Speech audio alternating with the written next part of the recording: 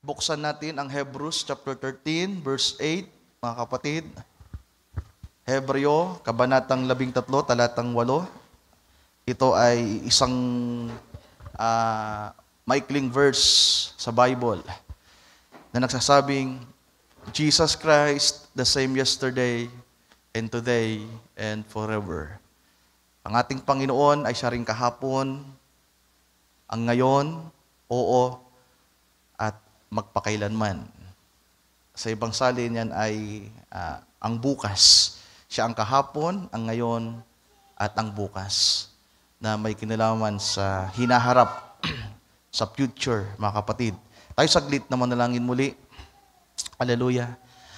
Aming dakilang Diyos, kagaya ng aming binasa, Panginoon, sa gabing ito, Ikaw ang Diyos na hindi nagbabago noon, ngayon, at magpakailanman. At patuloy kaming sumasamba sa Diyos na nagpakilala sa mga panahong nakalipas, ang Diyos na naitala ng banal na kasulatan, na lumikha po ng lahat ng mga bagay, ang Diyos na lumalang kay Adan na unang tao sa ibabaw ng lupa, kasamang kanyang asawa, ang Diyos na kinilala ni Abraham, hallelujah, at ng propetang si Moses at ng mga banal sa lumang tipan at kahit man po sa bagong tipan. At nagpapasalamat po kami, O Diyos, sa pribilehiyo na Ikaw po ang Diyos na aming nakikilala. At patuloy kaming umaasa sa iyo, Panginoon, na kung ano ang aming nabasa, kung anong aming mga naunawaan sa pamamagitan ng iyong salita, kung paano ka kumilos at gumawa sa mga nagdaang panahon, ay Ikaw din ang Diyos sa patuloy na gagawin sa panahong ito na aming kinabubuhayan. Pagpalain mo po, O Diyos, ang iyong mga salita, sapagkat itong aming dalangin, aming samo, hinihiling sa iyo lamang at sa iyong dakila at banal na pangalan naming Panginoong Jesus. Amen. Amen and amen. You may be seated, mga kapatid. So marahil ang topic natin ay in connection pa rin sa pagtatalakay natin ng third fool. May ilang mga, siguro dalawang quote na babasahin ko na may kinalaman pa rin sa third fool. Yung isa ay yung huling quote na binasa ko bago tayo nag-isa-isa ng manifestation ng third fool sa panahon ni Brother Branham. At itong isa ay hindi ko pa po ito nabasa. So babasahin natin. At magre-review tayo ng saglit sapagkat masyadong limitado yung oras natin nung nakaraang Sunday. At halos kumonsume tayo ng 2 oras mahigit sapagkat sinubukan nating tapusin yung paksa dahil meron tayong mga visitors, mga kapatid, pero talagang alam ko sa sarili ko kahit ako ay nakukulangan. Pero alam ko na yun ay malaking bahagi na para sa mga nakapakinig at kahit man sa inyo. At yung ilang kapatid nga nag-message sa akin na humihingi ng Tagalog na quote doon sa 5 na na-share ko sa group. From yung maliit na isda hanggang doon sa kagalingan ni Sister Meda, gusto nila ng Tagalog. So sabi ko, di ko pa maasikaso, gagawin ko sa susunod na araw at gusto nilang basahin ng Tagalog. So isisend natin ng Tagalog para mas maintindihan. Di ko alam kung meron ng gumawa niyan sa inyo, na yung mga masyadong hindi nakasunod sa English at medyo nahirapang sumunod nung Sunday ay nagkaroon sila ng self-review at sariling pagsusumikap na higit na maintindihan at makilala ang propeta. So I don't know kung paano nyo ito kinakatch up o dinadigest, mga kapatid. Pero para sa higit pa nating pagkaunawa, mag-review tayo. So magkaroon tayo ng kunting pagbabalik tanaw at magtatanong ako sa inyo. Sa mga nakapakinig nung nakaraang linggo, sa pagtuturo natin at pangaral about sa the third fool, isama natin yung part 1, pero majority ay nandoon sa part 2, yung napag-aralan natin nung Sunday. Ano yung nakuha niyong mensahe, mga kapatid, in one word? Sa isang salita lamang. Kung kayo ay tatanungin ko, ano yung mensahe na nakuha niyo in one word? Bukod sa salitang what's, third, at pool. Yung pinaka-mensahe mismo. So ako, magbibigay na ako ng pinakamahalagang salita na nasa puso ko. Pag-asa. The message of hope. So ang meron doon ay pag-asa. So sino ang pwede pang magdagdag? Brother Wilson, Brother Billy, sa mga sister natin, kung merong isang salita na ipapahayag nyo to conclude the message na natanggap niyo, Sister Roslyn, Sister Hina, nagbigay na ako ng example, hopes. So bakit pag-asa, Brother Ryan? Yeah, pag-asa. Kasi yung third fool ay, yung kalubusan nito ay sa hinaharap. Kaya nga, what's the third fool? Yung may mga karamdaman, yung may mga iniinda, di ba? So ang meron doon ay mensahe ng pag-asa. So sino ang pwedeng magdagdag, mga kapatid? Lucky, kay Lola Tansing, lucky. Yeah, we understand that. So yun ang nakukuha ng ating kapatid, Lola Tansing. So, one word lang. So yung word na lucky. Idagdag na natin siguro yung salitang bless. Wala kayong may dagdag. Power. Future. Ano pa ba? So wala kayong maisip kasi biglaan. Siguro mamaya makakarami kayo. So, sa pagtatalakay natin about sa third fool, mga mahal kong kapatid, nais kong basahin yung isa sa huling quote na binasa ko bago natin inisa-isa yung 5 straight signs na naranasan mismo ng prophet, yung may kinalaman sa dormant. Ang keyword natin ay just lay dormant for a little while. Hinahanap ko kasi yung USB ko, di ko makita. Sister Jenica, nasa iyo daw. Okay, pero wag na. Tinanong ko si Brother Joshua. So, type mo na lang yung keyword natin, Sir Marian, just lay dormant for a little while. Mananatili siyang tila ba hindi kumikilos, dormant, nananatili siyang wala pang ginagawa sa ilang maikling panahon. Just lay dormant for a little while. Dormant, D-O-R-M-A-N-T, dormant. Sa paksa niyang Shalom, paragraph 266, 1964, just lay dormant for a little while.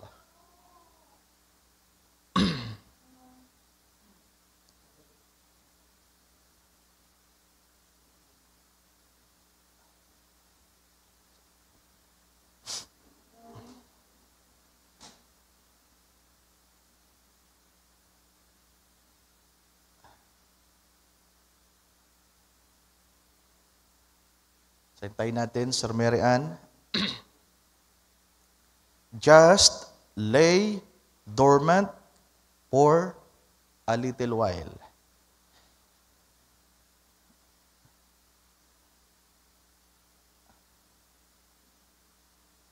So ayoko kasing magbasang hindi nyo nakikita para mas maganda.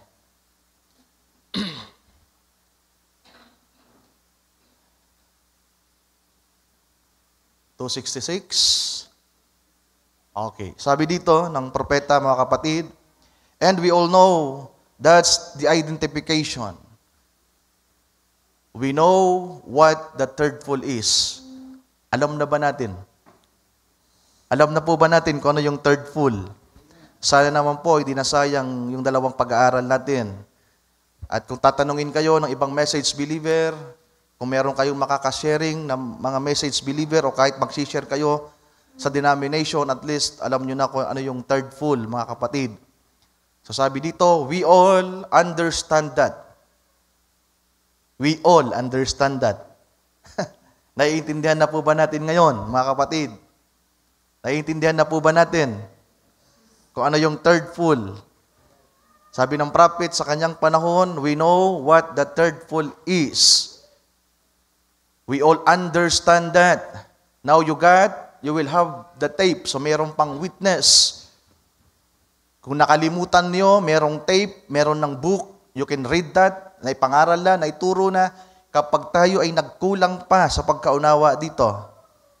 Hindi ko na alam kung ano yung problema. It's either you are not predestinated to understand it, or talagang sadyang there is something lacking in you. Sabi pa dito, Ito yung magandang bahagi na sasabing gusto kong pansinin. And I think it will just lay dormant for a little while. So may kinalaman kasi ito sa future, mga kapatid. Sabi niya, naiisip ko na ito'y mananatiling tila ba dormant. Anong Tagalog ng dormant? Para siyang, hindi siya kumikilos. Para siyang stagnant lang muna. Nananatili. Kasi parang pagbinhiyan, andyan lang siya. Yeah, yun ang magandang termino, natutulog. Thank you, Brother Billy. So yun ang pinakamagandang termino, Tagalog. Para siyang natutulog muna.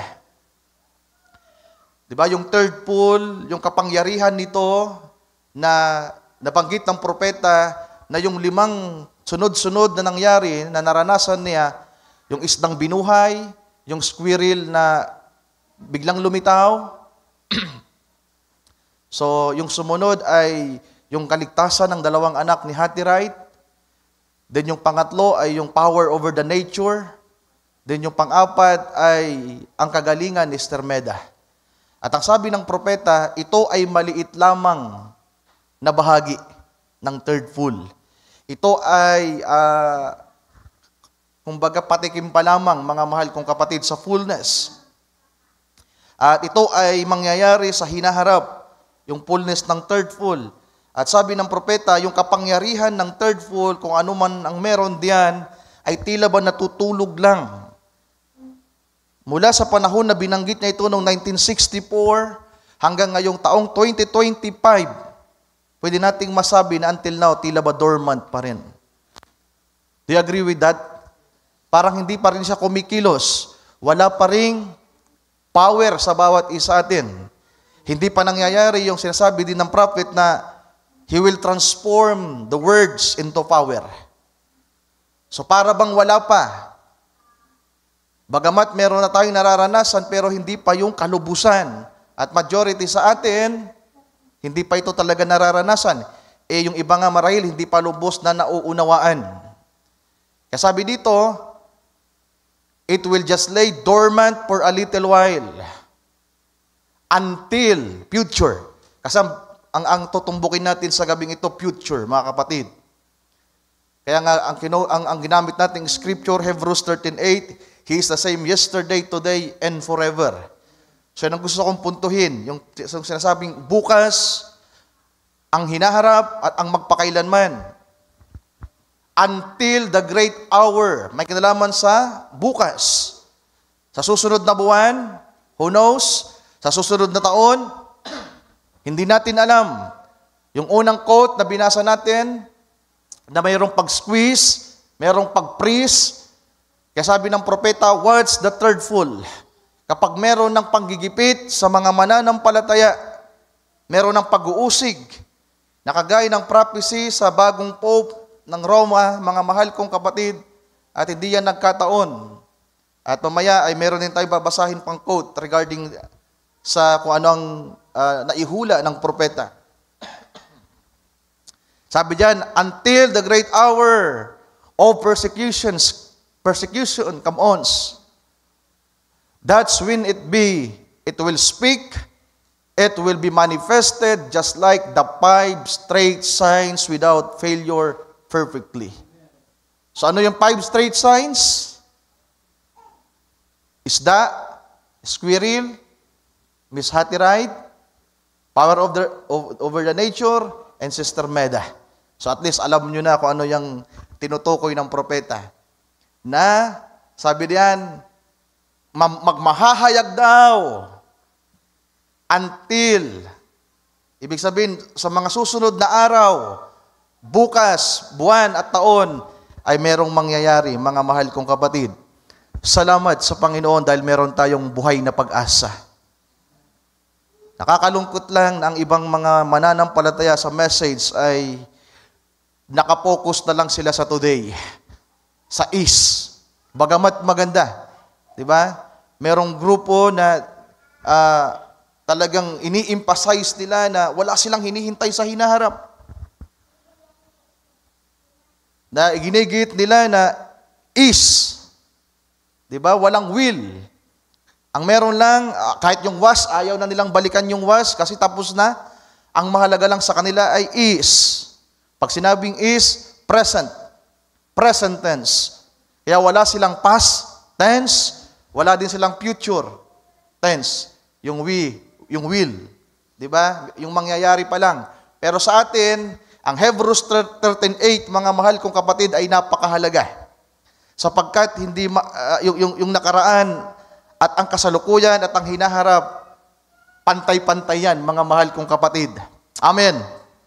Ang mga panahon lang ang lumipas. Bound tayo ng time sa ibabaw ng lupa. Ang nakaraan ay tila ba tapos na, pero ang nakaraan ay presente pa rin sa Diyos. Sa atin merong lumilipas, mga mahal kong kapatid. Pero sa Diyos bilang eternal, walang lumilipas sa Kanya. Lahat yun naroon sa circle ng sasabihin natin ng Kanyang programa. Lahat yun mahalaga mula sa pasimula hanggang sa dulo. At kung meron mang higit na mas mahalaga, mga mahal kong kapatid, ay ang araw ng bukas. Ang future. Dahil kung wala tayong hinihintay, kung wala tayong inaasahan, sabi pa ni Apostol Pablo, tayo ang pinakamiserabling tao. Kung nakikilala namang natin si Kristo na ngayon, nakasalukuyan, at hindi yung hinaharap, mga mahal kong kapatid,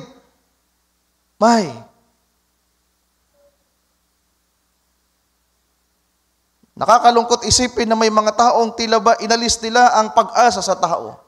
Bagamat maganda na nasa atin ang lahat ng potensyal, tayo ay anak ng Diyos, tayo ay nobya ni Kristo, pero ang kapangyarihan, kagaya ng sinasabi ng propeta, natutulog pa. Totoo, nasa atin na. Tayo ay parte ng salita, ang binhi ay parte na sa atin, pero yung kahayagan ay may tamang panahon. Kaya nga sabi ng Ecclesiastes chapter 3, lahat inayos ng Diyos. At mahalaga ang nakaraan, ang kasalukuyan, at ang hinaharap, mga mahal kong kapatid. So at least tayo ay meron tayong hinihintay na kung paanong nahayag ito sa panahon ng propeta, ay meron tayong higit na hinihintay sa mga huling araw na ito. At ano ang kinalaman ng squeezing time, mga mahal kong kapatid, para sa manifestation ng third fool? Kung i-relate natin to sa ating sarili mismo, at kung kayo ay magbubulay at mag-iisip, paano ito mahayag? Kung totoo na ang kapangyarihang ito ay nasa atin na, ang salita ay nasa atin na, at ito'y kapangyarihan ng Panginoon na mahayag sa huling mga araw na ito, paano ito mangyayari?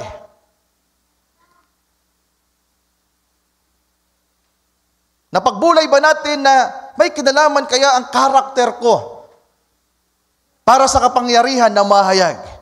O kaya naman, wala na bang kinalaman ang mga ginagawa ko, ang karakter ko, ang attitude ko, ang paglago ko sa spiritual sa mahayag na kapangyarihan? Ito ba ay kusa na lang nalilitaw na hiwalay sa karakter ng mananampalataya?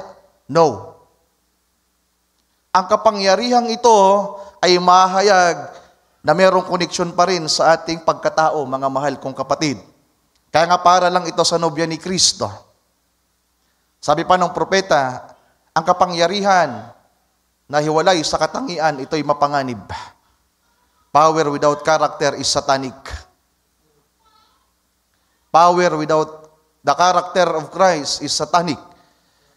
Kaya nga tingnan nyo, katatapos lamang ng eleksyon, ano meron sa eleksyon, mga kapatid? Bakit pinag-aagawan nilang posisyon? Power. Kapangyarihan. Kaya nga nag-post ako Ang dami kasing halos friend ko sa Facebook, nagpo-post sila, puro negatibo. So nag-post din ako ng positibo. Ng Diyos ang may control sa lahat ng bagay.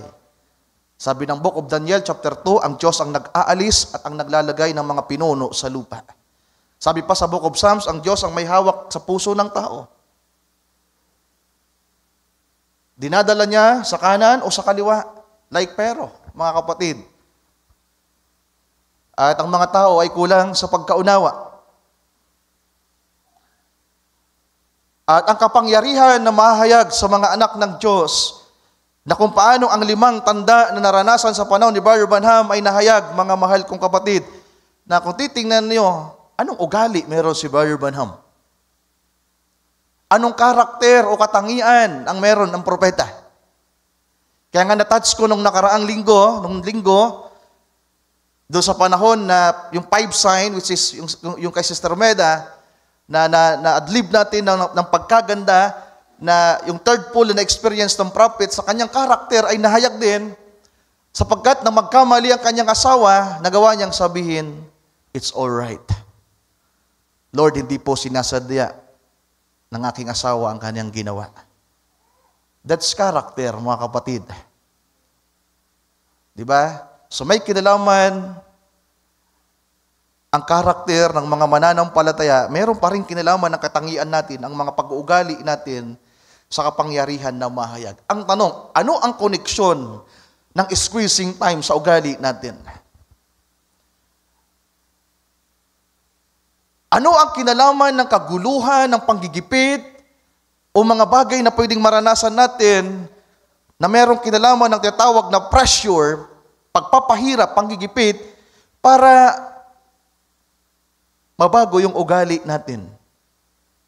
Tingnan nyo, mga mahal ko kapatid, ano yung nature ng tao. Kapag merong kalamidad, dilubyo, kagaya ng baha, na naranasan natin nung nakaraang taon, hindi ko alam kung paano nyo hinarap ang kalamidad na hinarap natin. Hindi ko alam kung minak nyo ba ang Diyos, nagreklamo ba kayo, nagmurmur ba kayo sa Diyos, o nang dumating ang baha ay nagpakumbaba kayo. Habang rumaragasa ang bagyo at napakalakas ng ulan, at ayan na yung bahang dumarating, o kaya sa kasagsagan pa ng ilang mga bagyong dumating sa atin na napakalakas ng hangin, na-experience na natin. Ang ilan, well, kung ang kanilang puso ay tama sa harapan ng Diyos, they are at peace. Rumaragasa ang bagyo, humahampas ang malakas na hangin, na sila ay payapa lamang, na ang ilan ay umaawit pa ng pagpupuri. Pero ang ilan naman ay nasa pagluhod, pananalangin, pagpapakumbaba, at paghingi ng tawad sa Panginoon sa mga nagawang pagkakamali. At minsan iniisip pa ng ilan sa atin sapagkat meron tayong kapahayagan na kagaya ni Jonas, na baka tayo yung dahilan ng kalamidad. Ako minsan, mga mahal kong kapatid, bilang lingkod ng Diyos, dumarating sa punto, Lord, kaya siguro nangyayari ito, Panginoon, dahil sa akin. Panginoon, kung meron akong mga pagkukulang at pagkakamali, patawarin mo ako, Panginoong Diyos. Ayaw kong madamay ang aking mga kapatid. Ayaw kong madamay ang aking mga mahal sa buhay. Ayaw kong madamay ang mga tao. That's my nature. Sa mga panahon ng kagipitan, pangangailangan, kaguluhan, mga mahal kong kapatid, hinahatid tayo sa pagpapakumbaba. Isa yan sa ihahatid ng Panginoon sa atin, at yan ang gusto kong puntuhin sa gabing ito. Kaya kanina nabanggit ni Brother Nino yung about sa pagpapakumbaba. Habang sa'yo nagsisimula pa lang, sabi ko, Amen. Nahit ka agad yung gusto kong puntuhin, at nagpaawit pa na may kinalaman sa pagpapakumbaba. Sapagkat ang sabi ng propeta, actually, ito yung di natin nabasa nung nakaraan, mga kapatid, in connection sa persecution or squeezing time, bagamat hindi naman ang tribulation ng ating mararanasan, ang sinabi lang dito ng prophet, until the great hour of persecution. Hindi great tribulation. Iba yung great persecution sa great tribulation. Ang great tribulation ay mararanasan ng mga taong maiiwan sa rapture. Pero ang great persecution, dakilang pagtitiis, paghihirap, ay mararanasan ng nobya ni Kristo bago ang pag-agaw. Para kanino ang great persecution, mga mahal kong kapatid? Balikan nga natin ulit, Sister Mary Ann. It will just lay dormant for a little while. About the third fool, it will just lay dormant for a little while until the great hour of persecution comes on. So wag niyong ipalagay na yan ay yung great tribulation, mga kapatid. Yan yung pressure na mararanasan ng nobya ni Kristo bago ang pag-agaw.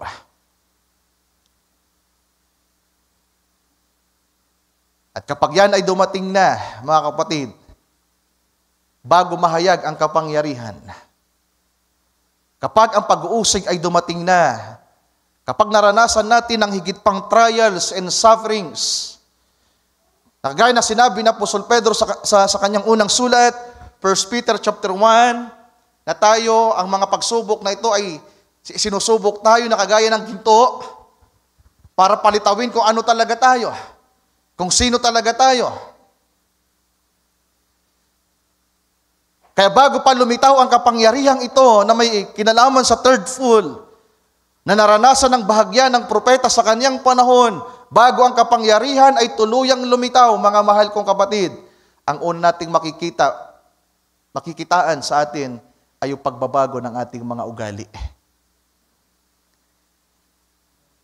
Ang great persecution ay magdadala sa mga anak ng Diyos, sa mga mananampalataya, para magpakumbaba sila. Na hindi lamang isa, hindi lamang dalawa ang magpapakumbaba, kundi lahat. Kaya anong uri kaya ito ng great persecutions? Para lamang ang buong kalipunan ng mga mananampalataya na bumubuo sa katawan at nobya ng ating Panginoon ay maniniklohod sa Diyos at mananalangin. At mangyayari ang bahagi ng propesya o pagpapauna na ng propeta sa kanyang mensahe kung anong mangyayari. Magbabasa tayo. Sa kanyang paksa na Humble Thyself, ito mismo yung kanyang topic, mga kapatid, July 14, 1963. Ang quote ay ito, yung keyword natin, if we want to see the third fool. Sino sa atin dito ang gusto nang makita ang third fool? Yan mismo ang keyword natin. If we want to see the third fool. Paragraph 73. Baba mo, Sir Mary Ann. Isang hit lang dapat yan. If we want to see the third fool. Yeah. 73. Sabi ng prophet, I was thinking here of one little illustration to back up what he said. So nag-iisip daw ang propeta ng isang ilustrasyon para ipakita ang kanyang gustong sabihin. Now we look at this watch. Meron siyang ipinakitang relo. At ito yung kanyang illustration, yung relo. Now we look at this watch to find out what time it is, unless that every instrument in that watch is coordinating one with the other.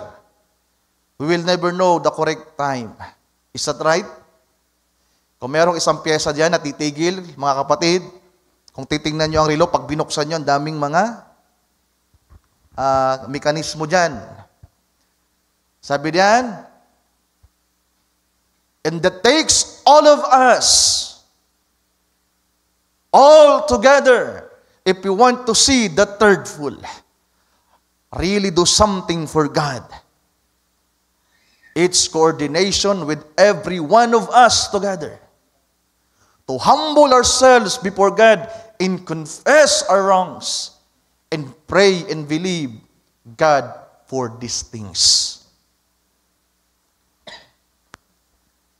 So inisip natin ang ganda ng third fool. Ang sarap ng third fool. Ang sarap ng kapangyarihan. Pero wala nang masasarap pa kapag yung ugali natin ay naging kaugali na natin si Kristo. Aanhin ko ang kapangyarihan kung wala akong ugali na kagaya ng Panginoon. It's nothing. Ang una nating panalangin maging kagaya si Kristo. Mabago ang ugali natin. Pero tila ba hindi pa ganoon yung mga mananampalataya ay hindi pa ganoon ka-eager, yung desire nila para mabago ng lubusan, maging matured, maging malago. Pahapay pa rin tayo, paytics pa rin ang marami. Pag sinabing paytics, hindi seryoso sa maraming bagay, lalong-lalo sa paglilingkod sa Panginoon. Parang nabubuhay lang tayo na normal, mga mahal kong kapatid. Nakakagawa pa rin tayo ng mga pagkakamali, pagkakasala, in connection doon sa the two nature. Mahina ang laman, oo. At lahat naman marahil sa atin ay nagsusumikap na magawa ang kalooban ng Panginoon at masunod ang kanyang salita. Lahat naman siguro sa atin dito nananalangin na nagsasabi sa Panginoon, Lord, gusto ko pong lumago. Gusto ko pong magbago. Gusto ko pong maging mabuting anak. Ako sa ganitong edad, isa sa panalangin ko, kadalasan. Ang isa sa regret ko, mga mahal kong kapatid, saksi ang Diyos, isa sa regret ko, gusto kong mas naging mabuti pa akong anak sa aking mga magulang. Isa sa regret ko na kadalasan, nalulungkot ako sa aking puso. Na ngayon, yumao na ang aking ama. Sabi ko, Panginoon, kung mas naging mabuting anak lang sana ako sa tatay ko, mas napasaya ko siguro siya nung nabubuhay pa siya. Sa mga panahon na ako'y nalulungkot, mga mahal kong kapatid, isa sa sinasabi ko, Lord, sana mas naging mabuti pa akong anak at kapatid sa mga kapatid ko. Baka siguro ako nagpaaral sa kanila. Ang Diyos ang may control, pero bilang tao, mag-iisip ka ng ganon. Nagpapasalamat ako na naging kapatid ko sila, at siguro papasalamat din sila. Naging kapatid nila ako, naging anak ako ng mga magulang ko. At isa sa pwede nilang tingnan, naging ministro si Brother Ryan. Ang ganda. Pero bilang tao, isa sa regret ko, gusto kong sana naging mas mabuti pa akong anak. Sa mga panalangin ko, sinasabi ko, Lord, mas gusto ko pang mas maging mabuting manggagawa mo. Tagapangunan ng gawain. Bagamat ang nakikita ng tao ay mabuting tao tayo. Maraming nagsasabi, si Brother Ryan, napaka-humble. Totoo? Nung andun kami sa Nueva Ecija, sa Laur, ang daming pastor na bumabati sa akin, si Brother Ryan, pag ganyan-ganyan lang yan. Pero yung church niyan, ganito, ganyan. Yan ang boss sa Bicol. Parang hindi ako makapaniwala na humble ako, my goodness. Sa sarili ko mismo. Sa aking puso, nagpapakumbaba ko sa Diyos, pero yung katangian ni Brother Ryan kung sino ko. Ma-pride po si Brother Ryan, mapagmataas, mga kapatid. Kaya kung wala ang salita ng Diyos na nagbababa sa akin, hindi tayo magpapang-abot dito. Lalo kung ministro sa ministro, manggagawa sa manggagawa, magtatalo tayo dito. Pero salamat sa salita ng Diyos na bumabago sa atin. Ang salita ng Diyos ang dahilan kung bakit lahat tayo ay nagpapakumbaba.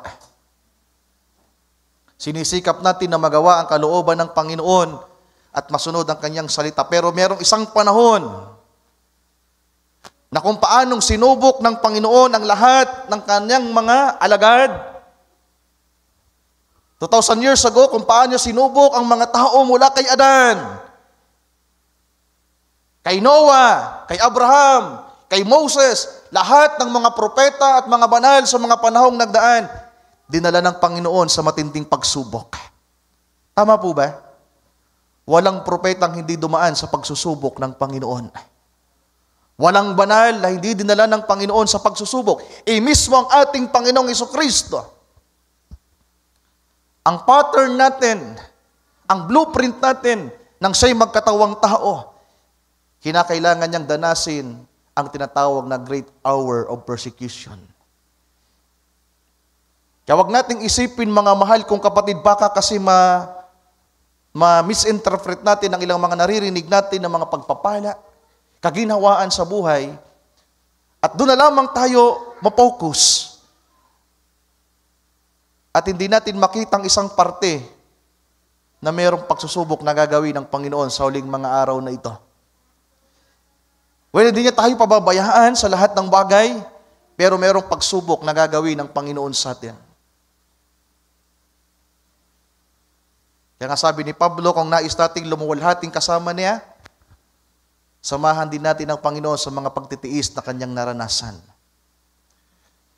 Kaya bago pa maranasan ang kapangyarihan ng third fold, mga mahal kong kapatid, mayroong coordination. Ang ganda eh. Actually, natitip ako na kumuha o humugot ng title sa word na coordination. Ang ganda. Anong ibig sabihin ng coordination? Pagkakaisa. Lahat tayo ay magdadalhin ng Panginoon, mga kapatid, magkakaroon ng pagkakaisa na kung saan tayong lahat ay magpapakumbaba at magpapahayag ng ating mga kasalanan sa Kanya, mananalangin na sumasampalataya para gawin ng Diyos ang mga bagay na kanyang ipinangako.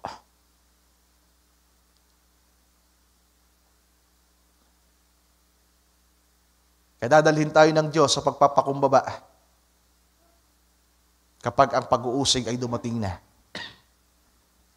Kapag ang squeezing time, di ba? Makakalimutan mo yung tampo mo, galit mo. Magiging kabati mo na at kapatid ang lahat. Magiging pantay na ang trato mo. Hallelujah. Yung brotherly kindness at yung agape ay mahayag sa isang tunay na anak ng Diyos sa huling mga araw na ito. Bago pa ang kapangyarihan. Bago ang kapangyarihan, mahayag, mga mahal kong kapatid, yung karakter muna natin. Amen. At salamat sa Diyos sapagkat meron tayong buhay na pag-asa. So in connection sa persecution, para lang idagdag ko ito, may mga binasa na tayong quotation regarding sa Roma at sa presenting kakailik lamang na Pope. At meron tayong mga pinagdaanang pag-aaral din ng mga nakaraan regarding sa sixth vision ng prophet. Alam natin na meron siyang ika-6 na pangitain, mga kapatid. At babasahin ko ito. Sabi niya sa kanyang ika-6 na pangitain, wag mo na itong i-search, Sir Mary Ann. Ang i-ready mo na lang ay everything is woman. Yun ang babasahin natin mamaya. Everything is woman. Pero itong babasahin ko ay may kinalaman sa kanyang ika-6 na pangitain. Sabi ng prophet, there arose up in America a most beautiful but cruel woman. She held the people in her complete power. I believe that this was the rise of the Roman Catholic Church. Do I knew it could possibly be a vision of some woman rising in great power in America due to a popular vote. So, dito sa ika-6 na pangitain ng propeta, sinasabi niya na meron siyang nakita na umaahon sa Amerika na isang napagandang babae pero malupit na babae. Maganda pero cruel woman.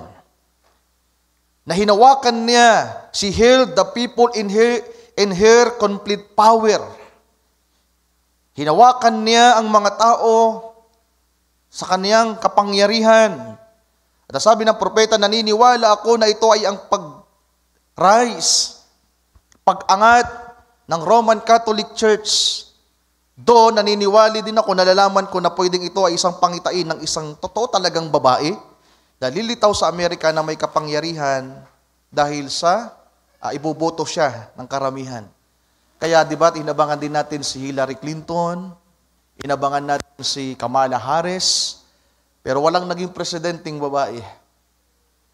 Vice President lang, and that was Kamala Harris. Pero balikan nga natin yung ilang mga propesiya ng prophet regarding dito.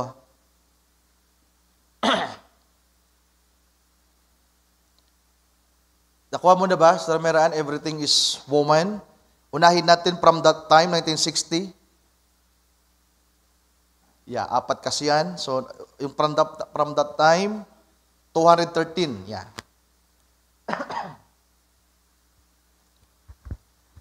So, tingnan niyo, ang sabi ng message, mga kapatid. I won't have time in this meeting to tell you. In 1933, so in connection yan doon sa una kong binasa, na iniisa-isa ng propeta yung kanyang 7 major vision, mga kapatid. Yung kanyang 7 major vision ay nangyari noong 1933 at binalikan niya ngayon. Nagkwento si Brother Branham. In 1933, this is a woman's nations, yung America. It's the number 13. It affirms in the 13th chapter of Revelation. 13 stars, 13 stripes, 13. Everything's a 13. Everything is woman. And remember, thus says the Lord. Thus says the Lord, there will be a woman rule before the end time. She will either be president, Vice President, or, di ba? Thus says the Lord. She will either be president in connection sa 1933 vision niya, yung pang-anim, sabi diyan, either be president, vice president ka, in literal, tiningnan talaga natin kung merong magiging presidente. Pero alam din naman natin, merong bahagi sa ating pag-aaral na pwedeng ang Roman Catholic Church. Pero hindi pa natin noon na i-connect yung propesya niya regarding sa kauna-unahang pope na manggagaling sa Amerika. Hindi natin to dati napagtagpi. Tama ba? Sa lahat ng mga pagtuturo natin, hindi natin napagtagpi yung prophecy niya noong 1954 regarding sa first pope na manggagaling sa Amerika sa ika-anim niyang pangitain. So kung pagtatagpiin natin to, pwedeng wala talagang presidenteng lilitaw na babae. Well, sa bahaging vice president, nangyari na. Kaya lang, wala namang natupad pa o na-fulfill. Wala namang ginawa si Kamala Harris para hawakan ng Amerika. Hawakan ng mga tao. So sino may possibility humawak sa tao, sa mundo? Well, kahit nga marahil, kung meron man magiging presidente na babae sa Amerika, hindi basta-basta mahawakan ang lahat ng tao sa buong mundo. Pero sa history, meron nang humawak sa mundo, mga kapatid. Tama ba? Sino yung humawak sa mundo dati? Sa panahon ng Dark Ages. Di ba? Alam natin kung sino. Kano sabi ng propeta? Or, ipinanghuli, or it will be the Catholic Church as a woman. So ang simbahan pala ito. Sinasabi ng propeta na siya yung babae sa pangitain in typology. Sabi pa dito, I've seen here. So sa kanyang ika-anim na pangitain, nakita niya ang babae na maganda pero mabangis, cruel. A great woman. The nation bowed to her. It will be one before the end time. Thus says the Lord. Try to imagine, mga mahal kong kapatid, kung magiging presidente si Kamala Harris sa Amerika, magbabow down ka sa kaniyang mga tao. Parang, pwedeng posible, pwedeng imposible. Pero tingnan niyo, ito, nang ma-elect si Pope Robert Francis. Tama ba? Hindi tunay niyang pangalan. Robert Francis Prevost at binansagang Pope Leo XIV. Lahat ng Amerika, halos majority sa Amerika, mga mahal kong kapatid, nagdiwang. Even the artist, mga artista sa Hollywood, at mga NBA players. Sino nakapanood na mayroong mga NBA players na nagdiwang? Di ba? They admired.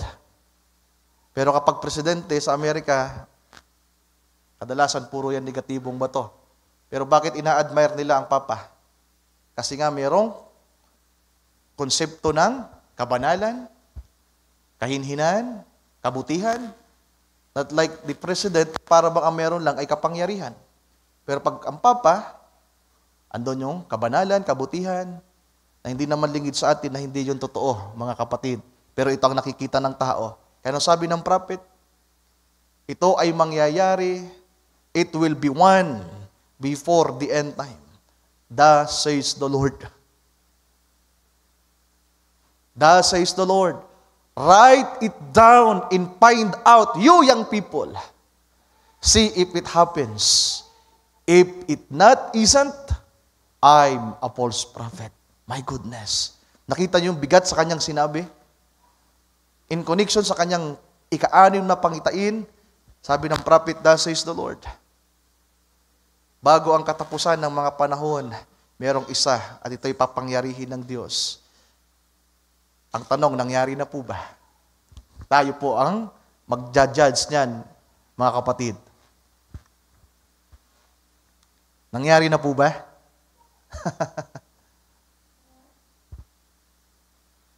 Another quote, Sister Mary Ann, Jehovah Jireh.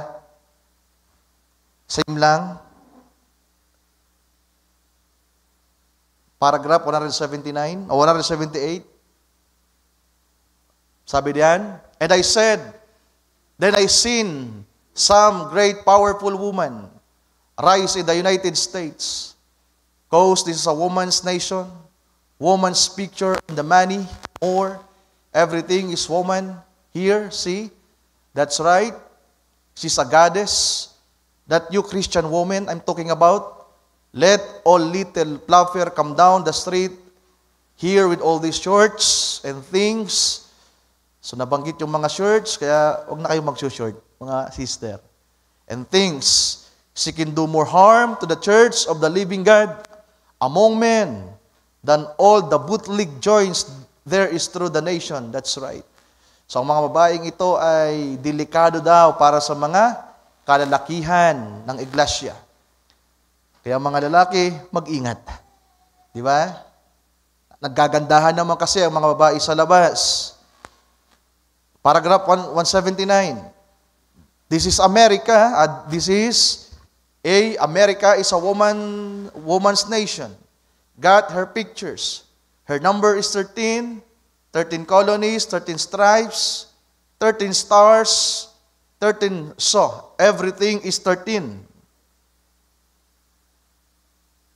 13, 13, and a woman, see.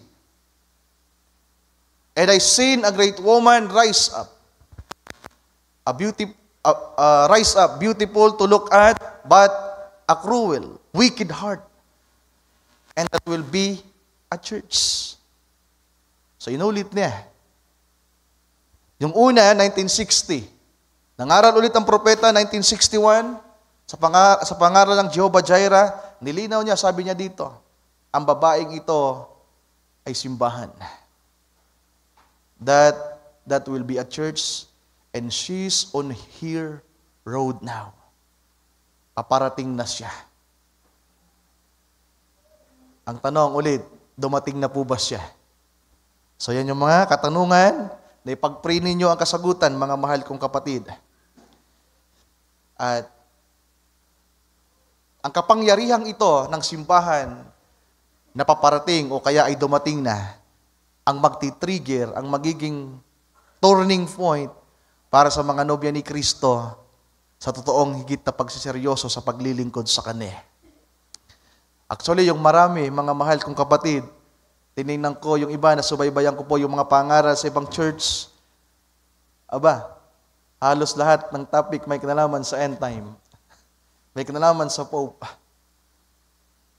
Ilang simbahan, yung napakinggan ko, yung kanilang pangaral, pagtuturo, may kinalaman sa nangyari.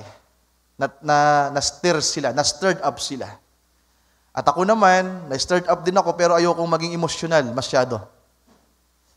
Kasi ayokong magkamali. Pwede tayo magkamali kapag ang pinairal natin ay ang emosyon at hindi tayo nag-ingat, mga mahal kong kapatid. Kaya hayaan natin na ang mensaheng ating pinapakinggan at binabasa ang magsaysay at kung paano natin to tatanganan sa ating mga puso. Individually. Well, kung ako tatanungin nyo, Brother Ryan, ano pong tingin niyo? Na pwede nyo panghawakan yung sinabi ni Brother Ryan. Well, pwede ako magkamali, mga mahal kong kapatid. Pero matagal ko na rin namang sinasabi, nandito na tayo sa dulong bahagi ng mga panahon. Malapit na maganap ang mga pangako na ipinangako ng Panginoon sa atin. Salamat na lang sapagkat meron tayong buhay na pag-asa. Meron tayong hinihintay na pangalawang pagbabalik ng Panginoon para maghari siya. At higit sa lahat, ang pag-agaw. Para saan ang pag-agaw, mga mahal kong kapatid? Ano ang koneksyon ng rapture sa kapangyarihan at sa pag-uugali natin? Character, then power. If you have now the power, then you will have the body change. Amen. May kinalaman na kapangyarihan na naroon sa mga anak ng Diyos, sa nobya ni Kristo, para sa kanilang pagbabago. At yung mga nangatutulog, like Brother Ding, yung tatay ko, Di ba? Yung mga nangamatay na, ang mga anak ng Diyos, ang nobya ni Kristong natitira sa pag-agaw na hindi mararanasan ang unang karanasan sa kamatayan, which is the physical death, ay magkakaroon ng kapangyarihan na magsalita para ibangon ang mga nangatutulog. Lazaro, comfort. Hallelujah. So, salamat na lang sapagkat tayo ay meron pang hinihintay na pag-agaw, meron tayong hinihintay na pangakong pagbabalik ng Panginoon, at nais kong bumasa ng ilang quote, mga kapatid, in connection sa future na ating pinasimulan kanina sa ating pagpapasimula. Unang quote, Sir Mary Ann, i-type mo, yung merong kudlit sa taas, that's the hopes of New Year. Isipin nyo, Kuya Ryan, bakit New Year na? Eh, itong taong 2025, New Year pa rin naman. Last year, 2024. Makaka-agree po ba kayo na New Year ngayon? Di ba? Then yung 2026, another New Year. Hindi natin alam kung ano meron sa taong ito ng 2025 na bagong taon. Nagbagong taon at 2025, ang susunod na bagong taon ay 2026. Well, hindi natin alam kung anong nakapaloob sa taong ito at kung ano ang nakapaloob sa susunod na taon. Kaya ito yung pag-asang gusto kong iwan sa inyo na in connection sa topic natin. Sabi ng prophet, the new year, I don't know what it holds. Hindi natin alam kung ano meron sa taong ito ng 2025 at sa 2026, but I know He holds it. Amen. Hindi natin alam kung ano meron sa taong ito, sa bagong taon ng 2025 at bagong taon ng 2026. Pero alam natin, nakikilala natin kung sinong humahawak. That's the hopes of New Year I have. Kailan ito? Ipinangaral ng prophet, 1964, Shalom. Nabinasa na rin natin kanina. 1964. Sana sa mga, lalo sa mga kalakihan natin, tandaan nyo, i-note nyo. Para kapag nakasharing nyo yung ibang grupo sa Ligaw, sa Ligaspi, meron kayong kagalakan na i-share ang mga quote na ito ng prophet. Sabi diyan, that's the hopes of New Year I have. Sa panahon ng prophet, that was 1964.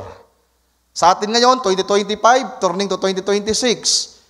Pero kung i-relate natin sa kanyang panahon, 1964, babaliin na naman natin yung paniniwala ng iba na 1963, nag-rapture na. Yung isang kapatid natin na manggagawa, na dati inaakala natin na naniniwala sa kagaya ng paniniwala natin, napakinggan ko, na ito pala ay tapos na rin sa kanya ang rapture. Nakakalungkot, mga kapatid. Pero tingnan nyo ito. Sabi ng propeta, that's the hopes of New Year I have. If He comes, Amen. Ano tinitingnan ng prophet? Pangako na pagbabalik. If He doesn't come, I will still be working if He spares me. So, magtrabaho lang tayo ng maayos, mga kapatid. Hanggat meron pa tayong kalayaan na magtrabaho tayo. I just trust the future to Him. I don't know what it is. I just trust it to Him. You've seen Him vindicate His word. So you know it's going to be done. His word. Amen. So ano yung gusto kong i-connect sa binibindicate ng Panginoon ng Kanyang salita? Yung mga binasa nating quotation regarding sa prophecy kung anong mangyayari sa huling mga araw in connection sa simbahan, nag-viral, nag-trending nung nakaraang mga araw, mga mahal kong kapatid. Sabi pa ng propeta, you young people, kung hindi ito mangyayari, tawagin niyo akong bulaang propeta. Pero sabi niya, thus says the Lord. And God vindicate His word. Sana po nakita niyo yun, mga kapatid. So salamat, may pangakong pagbabalik ang ating Panginoon. Another quote, Sir Mary Ann. I trust the future to Him. I trust the future to Him. 148.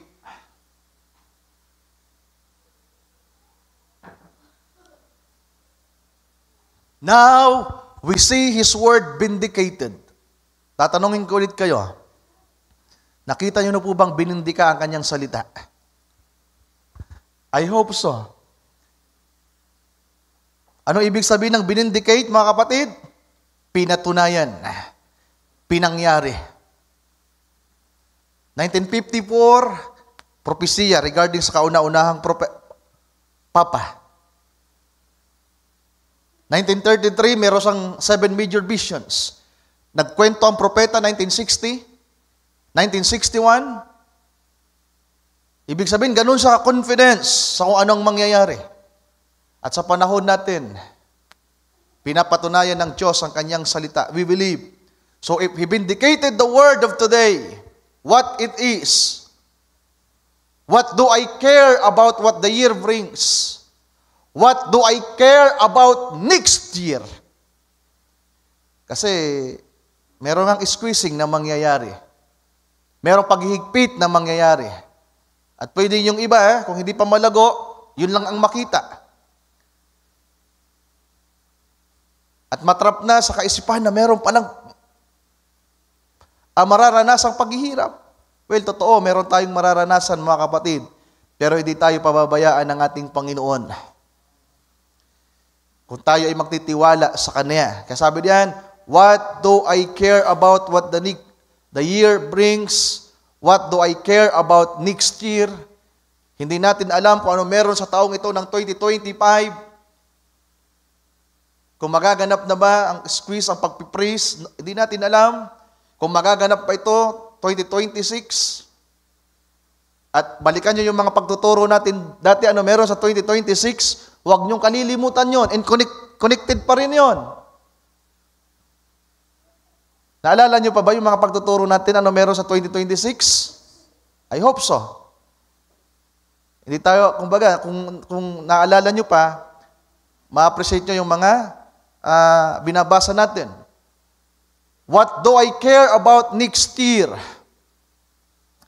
What do I care whether I live today or die today? Every word that He promised will be vindicated. Everyone.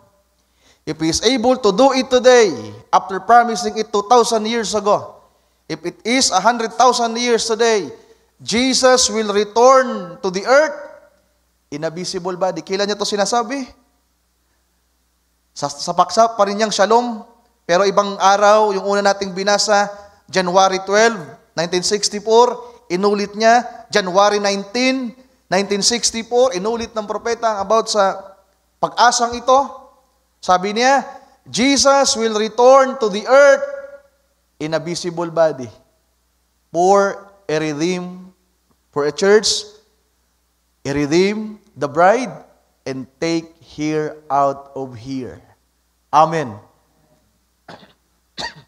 Sinong makakakita sa Kanya sa panahon na yan? Yung mga alisin sa mundong ito. Bago ang dakilang kapighatian. Regardless of what comes, goes, passion saying go on, and people can wade on in total darkness and believe in anything they want to believe, but Jesus Christ will return again. Can we say amen to that? Yan ang pag-asa natin, mga kapatid. He's the same yesterday, today, and forever. Ano ba meron sa Panginoon ng mga nakaraang panahon, nagdaan? Sa bawat pagsusubok, sa bawat pagtitiis, sa bawat kahirapan, sa kamatayan man o sa bingit ng kamatayan, laging pumapasok sa eksena ang Panginoon. Lagi siyang dumarating. Amen. Diba? Sa panahon ni Abraham nang subukin, dumating si Jehovah Jireh. Nang si Job ay subukin, dumating ang ipo-ipo, ang hangin, nakagaya ng hangin na nakikipag-usap sa propeta sa kanyang panahon. Sa panahon ni Shadrach, Meshach at Abednego, sa panahon ni Daniel, nang sila ay itapon sa dagat-dagat ang apoy, doon sa naguhor ng apoy, at si Daniel naman doon sa lungga ng mga leon, sinong nagligtas sa kanila? Ang Panginoon. Amen. Hallelujah. Kaya kung meron mang pag-uusig na mangyayari, mga kapatid, may pagsusubok na gagawin ng Panginoon na kanyang ginawa sa mga panahong nagdaan. Pero meron din siyang ginagawa noong mga panahon na yon na gagawin niya ulit ngayon. Amen. Hallelujah. Sabi diyan, I trust the future to Him then. Lord God, I don't know what tomorrow holds, but I know You holds tomorrow. Amen. Pwede ba natin palakpakan ang ating Panginoon, mga mahal kong kapatid? Another quote, Sir Meran, idagdag natin to, that His coming is soon at hand. 1964 pa rin. April 15, 1964. That His coming is soon at hand.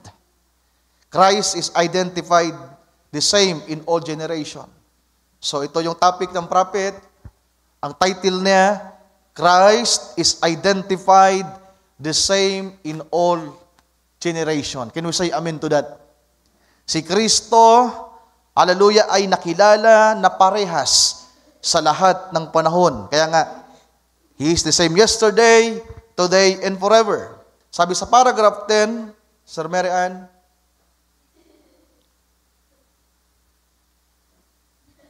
that His coming is soon at hand. That His coming is soon at hand. 1964, Christ is identified the same in all generation. Isang hit lang yan. Ulitin mo. That His coming is soon at hand. Yan na. Kahit hindi mo natapusin. Paragraph 10, sabi diyan, 1964, April 15, we all believe in the coming of the Lord, that His coming is soon at hand. My goodness. Di ba? Nakakalungkot lang mga kapatid, no? Bakit yung iba ay hindi ito makita ng pagkalinaw? Kaya gusto ko rin pong sabihin sa inyo, para sa inyong kaalaman, yung meeting natin sa May 24 or 23 ba yon? Kinancel na natin. At kinausap ko na po ulit si Pastor Gary. Sabi ko, Pastor, cancel na po muna yung meeting sa amin. Nawalan ulit po ako ng kagalakan na makipag-meeting sa ilang mga pastor dahil napakalinaw ang sinasabi ng propeta. Napakalinaw ng sinasabi ng kasulatan na mayroong buhay na pangako at pag-asa para sa atin.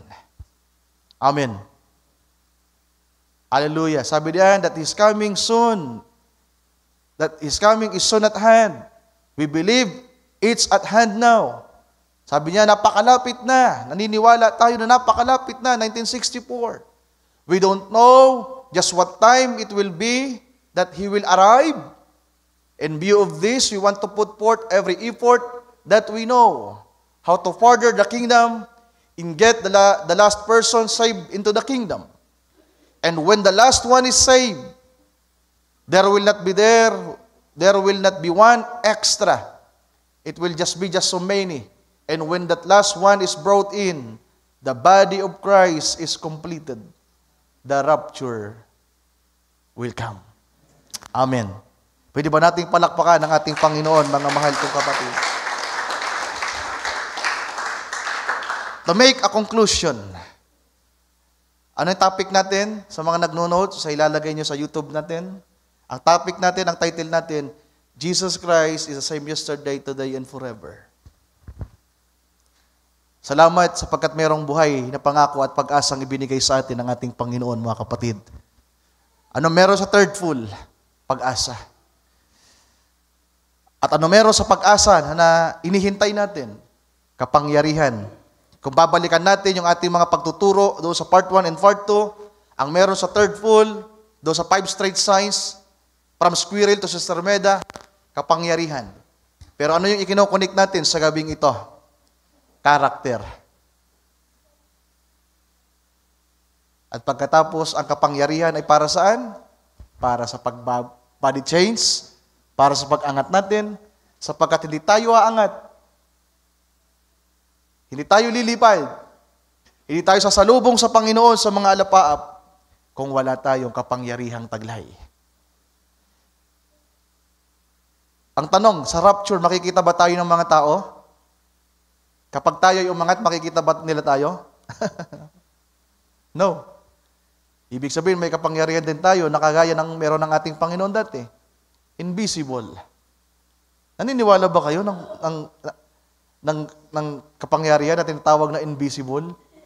Nakikita lang natin yan sa mga movie, sa cartoons. Pero lahat ng yan ay posible. Lahat ng yan ay totoong kapangyarihan na mahayag sa mga anak ng Diyos, mga kapatid. Sapagkat yan ay naranasan mismo ng ating Panginoong Hesukristo.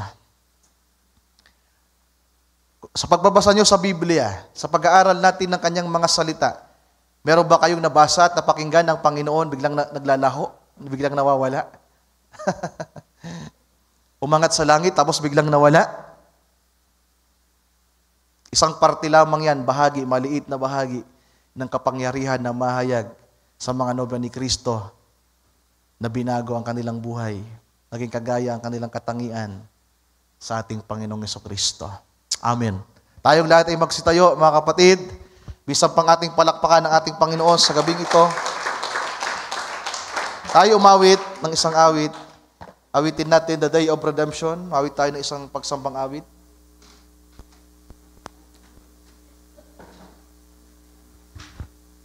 Okay, isa na lang, Sir Chichi. Yung the end time na lang, kung meron tayo, Sir Mary Ann. The end time. The end is here, yung verse niyan. Hallelujah. So bakit wala sila, Brother Jeric, Brother Ochot? Dumating, nasa baba sila? Wala. Di kasi nag-message sa akin. Nasa na yan. Okay. Awitin natin yan, samahan niyo ako, mga kapatid. I look and see. Verse 2 nga, Sir Mary. Yung chorus nga, Sir Mary Ann. Yeah, yan. Okay, verse 1.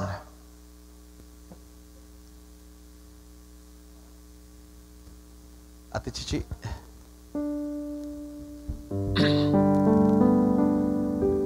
Alam niyo ba?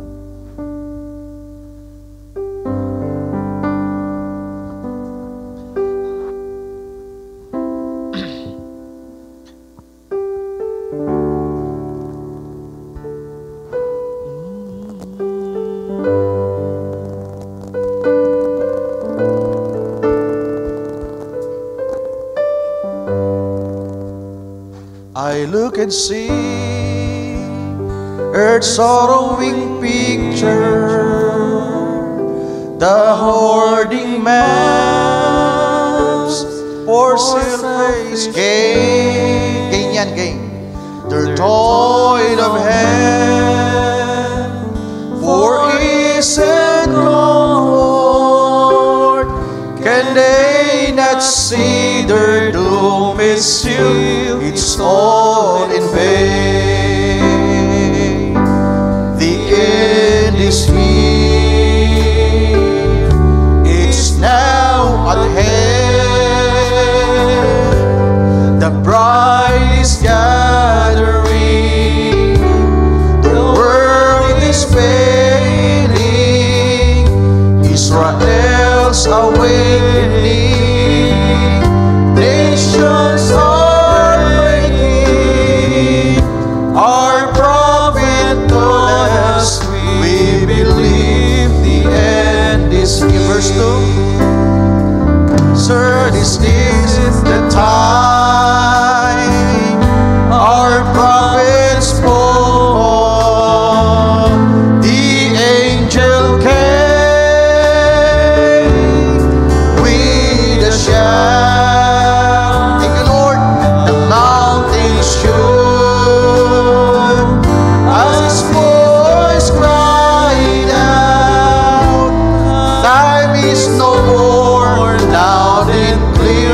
Shout with more, and is here.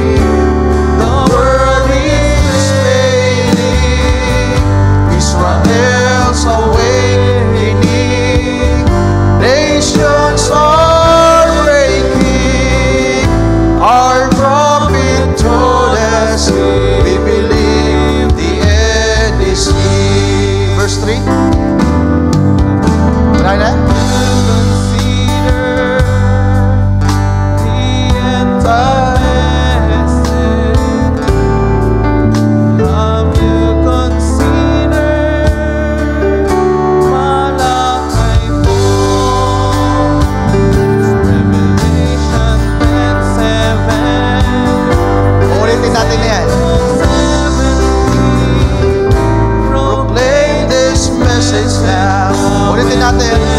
Have you considered the end time message? Have you considered Malachi 4, Revelation 10:7, and St. Luke 17 proclaims this message now and then forevermore. The end is here, it's now at hand.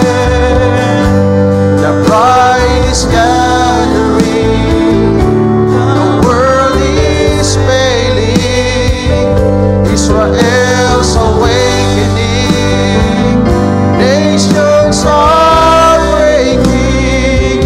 Our prophet told us, we believe the end is here. Can we say amen, mga kapatid? Our prophet.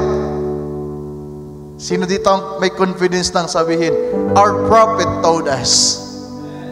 Sabi ng propeta. Sabi ng propeta. Mga kapatid, bakit natin sinasabing sabi ng propeta? Meron kasi tayong propeta. We thank God for that, mga kapatid. Salamat sa Panginoon. At nung nakarang eleksyon, ang daming rereklamo. Ka mga patal kuno, ka mga taga-Rinconada, ka mga patal kuno, ka mga taga-Nabwa. Kinisa yung mga kanyo nagsabing kapatal, sana uda. Kapag sinabi niyong kapatal, pinapatal po ninyo sa amang Diyos. God is in control. Kinisay man naging mayor nguan, naging vice mayor, naging gobernador, siya mang Diyos po kan nakaiisi, mga ngud bukong kita. Tadawa sa man pinilita, kinisay nais na mang Diyos na ibutangsan, iya po ang magiging leader ta. Kadi ninyo pagtuntuon na si Isayman. Di ba? Uda kita pakialaman kisay tabinuto. Hindi ta ini-influencean kinisayman ka na to. Pero dasa di patal, lalong-lalo na kung nobya ni Kristo. Mga kapatid, God is in control. Nations are breaking. Di po ka mo mag-isip, tadawa po sa inyo binuto para pareho sa nabuan. They are all the same. Kinino, kung una ninyo maray sa usad, buong maray sa usad, nagkakamali ka mo. They are all the same. And they are all in the hands of God.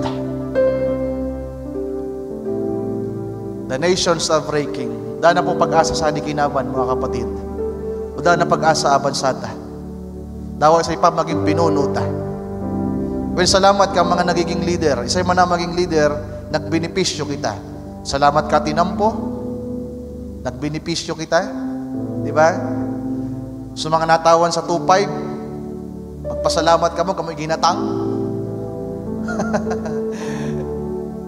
Isa'y natawan sa 2.5, pero nakabidyo ka mo.